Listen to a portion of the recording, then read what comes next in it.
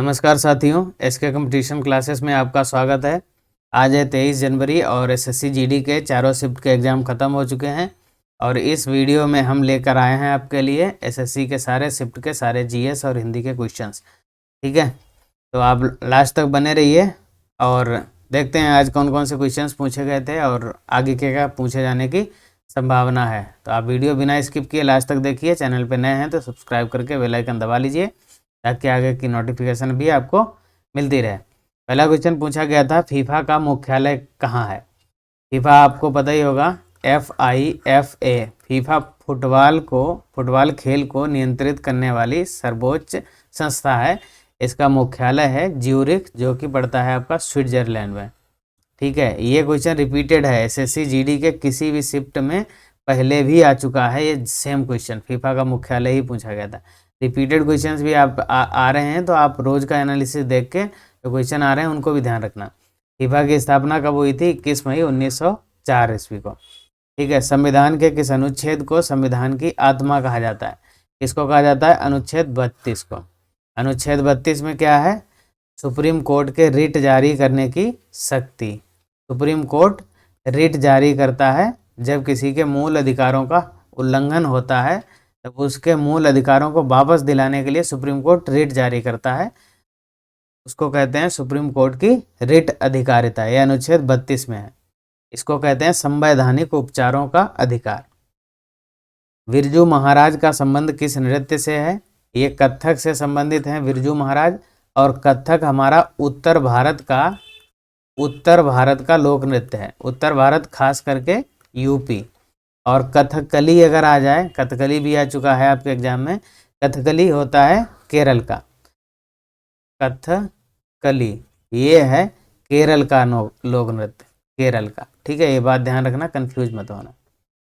आगे चलते हैं। अगला क्वेश्चन पूछा गया था, जनगणना 2011 के अनुसार दूसरी सबसे कम जनसंख्या किस राज्य की है? सबसे कम जनसंख्या किसकी है? सिक्किम। अगर पूछा जाए सबसे कम तो किसकी हो जाएगी? सिक्किम की। ये देखो इधर लिखा भी है, सबसे कम किसकी है? सिक्किम की। दूसरे नंबर पे सबसे कम पूछा गया था क्वेश्चन, तो मिजोरम की है। सबसे अधिक जनसंख्या किसकी है? उत्तर प्रदेश की है। और सबसे अधिक क्षेत्रफल किस राज्य का है? वो है राजस्थान का। और सबसे कम क्षेत्रफल किस राज्य का है? गोवा का है। ठीक है, क्षेत्रफल के हिसाब से सबसे अधिक राजस्थान, सबसे कम गोवा, और जनसंख्या के हिसाब से सबसे अधिक उत्तर प्रदेश और सबसे कम सिक्किम। ठीक है, ये चीज़ें याद रखना। किस पंचवर्षीय योजना में उद्योग को बढ़ावा दिया गया था? उद्योग को बढ़ावा देना मुख्य बिंदु था। किस पंचवर्षीय योजना में कहा गया था? ये दूसरी पंचवर्षीय योजना का उद्देश्य था। ये पंचवर्षीय योजना जो थी वो पीसी महालनोबिस मॉडल पर आधारित थी। आप इसको वीडियो को स्पीड बढ़ा के देखिए तो आपको अच्छा लगेगा। पीसी महालनोबिस मॉडल पर आधारित थी और इसका टाइम पीरियड टाइम पीरियड कितना था? 1956 से लेकर 61 तक। ठीक है, पहली थी 1951 से 56, दूसरी 56 से 61 और तीसरी 61 से 66 तक। ये कार्यकाल भी पूछ चुका है जीडी के एग्जाम में। भारत निर्वाचन आयोग कौन से निर्वाचन करवाता है?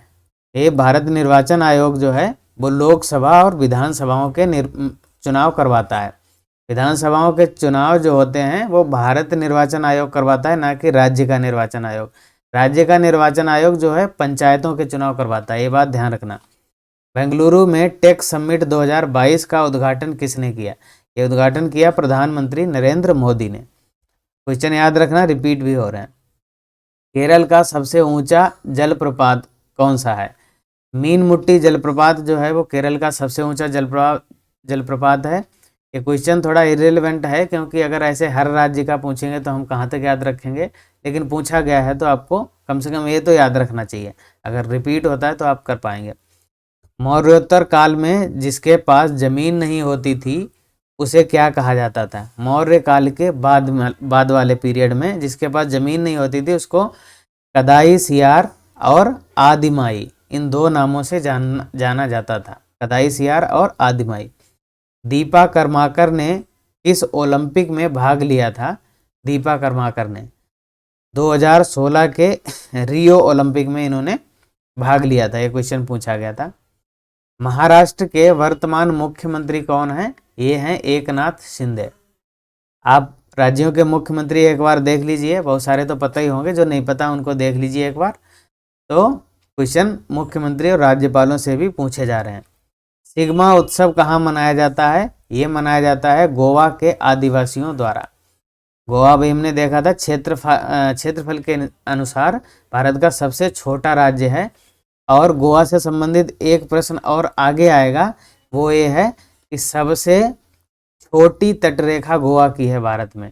सबसे छोटी तटरेखा, तटरेखा का मतलब समुद्री सीमा, सबसे छोटी तटरेखा गोवा की है और सबसे बड़ी है गुजरात की। ये सवाल अभी आगे आएगा। ये त्यौहार कब, उत्सव कब मनाया जाता है? जब धान की फसल अच्छी होती है तभी उत्सव मनाया जाता है, सिग्मा उत्सव। ठीक है, गोवा में मनाया जाता है।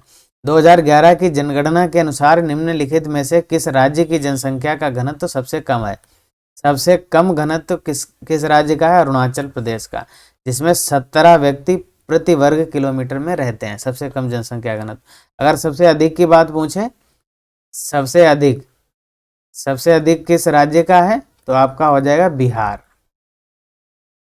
और अगर सबसे अधिक में केंद्र शासित प्रदेश पूछे, यूटी, तो आपका हो जाएगा दिल्ली। ठीक है। बिहार के गोपालगंज से विधायक कौन चुने गए हैं? ये भी क्वेश्चन इर्रेलेवेंट है, ऐसे क्वेश्चन नहीं पूछे जाने चाहिए, लेकिन पूछे गए हैं फिर भी। कुसुम देवी, ये बिहार के गोपालगंज से विधायक चुनी गई हैं या भाजपा की प्रत्याशी हैं। आप इसको याद रखिए, अगर यही रिपीट होता है तो आपका सही हो जाएगा।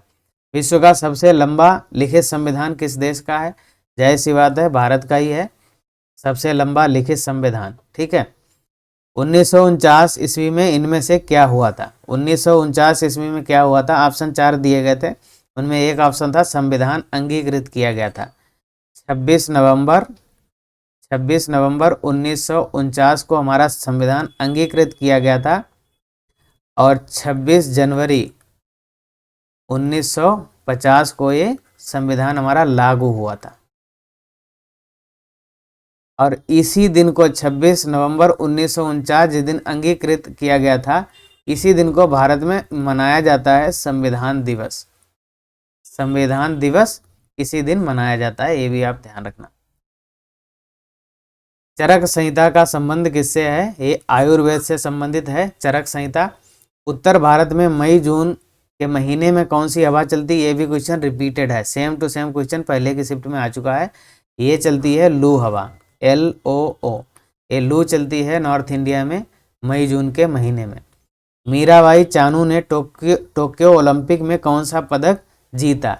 इन्होंने सिल्वर मेडल जीता था। किसमें जीता था? भारोत्तोलन में। ये भारोत्तोलक हैं। ठीक है। राज्य की कार्यकारी शक्तियों को किस अनुच्छेद में समाहित किया गया है? कार्यकारी शक्तियां मतलब एग्जीक्यूटिव पावर्स किसके पास होती हैं? राज्यपाल के पास होती हैं। और किस अनुच्छेद के तहत बताया गया है? ये 155, अनुच्छेद 155। भारतनाट्यम का जनक किसे माना जाता है?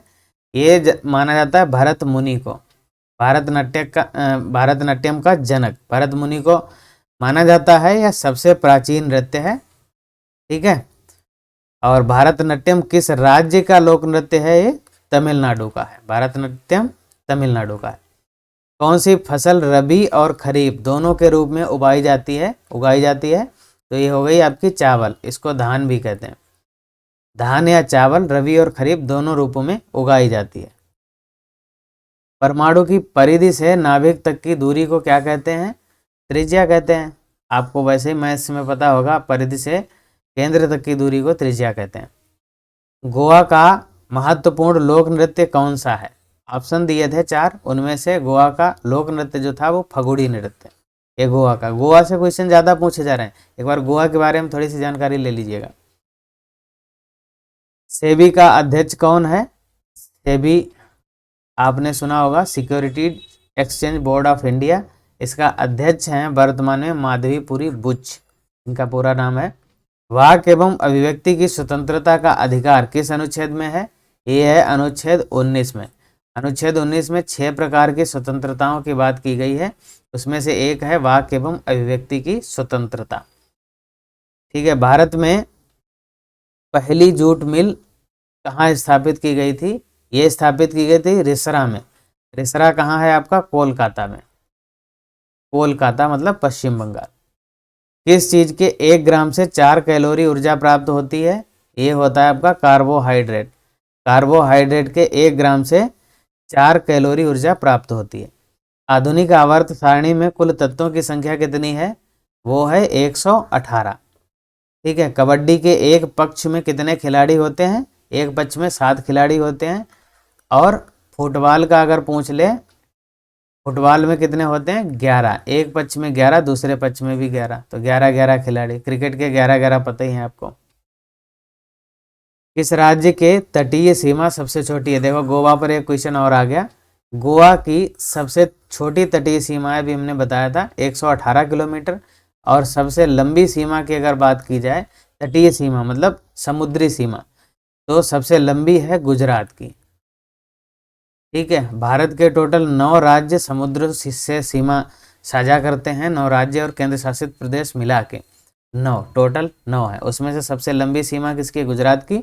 और सबसे छोटी है गोवा की। वीर लखन नायक कौन से प्रांत से संबंधित हैं? इनका नाम है वीर लखन नायक। ये कौन से प्रांत से संबंधित हैं? ये उड़ीसा से संबंधित हैं। उड़ीसा के एक आदिवासी नागरिक अधिकार कार्यकर्ता हैं। ये भुइयां जनजाति से संबंधित हैं, भुइयां जनजाति। ठीक है, अनुच्छेद 279 ए 279 ए किससे संबंधित है? ये हमारा संबंधित है जीएसटी काउंसिल से। ये अनुच्छेद कहता है कि भारत का राष्ट्रपति एक जीएसटी काउंसिल की स्थापना करेगा। ठीक है, जीएसटी काउंसिल से संबंधित है।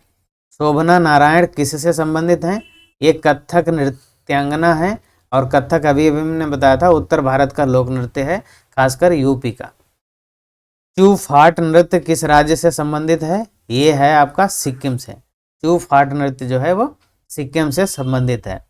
आप अगर कुछ ना करना तो जैसे क्वेश्चन आ रहे हैं वैसे के वैसे ही याद कर लेना। क्वेश्चन बहुत सारे रिपीट भी हो रहे हैं, अगर 2 क्वेश्चन भी रिपीट हो गए तो 4 नंबर आपके पक्के हो जाएंगे। राष्ट्रीय टेबल टेनिस प्रतियोगिता 2022 का आयोजन कहाँ किया गया? ये किया गया था मेघालय में। ठीक है, वर्ष, अच्छा मेघालय से एक फैक्ट और, भारत में सबसे अधिक वर्षा कहाँ होती है अगर पूछा जाए तो एक गांव है मासिन राम। ये गांव मेघालय में पड़ता है। तो इस गांव में भारत की सबसे अधिक वर्षा होती है। अगर इस गांव का नाम ऑप्शन में नहीं है तो मेघालय होगा, तो आप मेघालय लगा दीजिए। ठीक है, ये सबसे अधिक वर्षा होती है यहाँ पे। वर्ष 2022 के अनुसार भारत विश्व में जनसंख्या के हिसाब से किस क्रम पर है? दूसरे नंबर पे भारत है और पहले नंबर पे है चाइना। अभी चाइना नंबर 1 पे है, तो जल्दी ही हम आगे निकल जाएंगे चाइना को पीछे छोड़ते हुए। तो चलिए आज के एनालिसिस में इतना ही, मिलते हैं कल के एनालिसिस में 8 से 8:30 बजे के बीच में। आप देखना मत भूलिए, चैनल पे नए हैं तो सब्सक्राइब करके बेल आइकन दबा लीजिए। चलिए मिलते हैं कल, थैंक यू।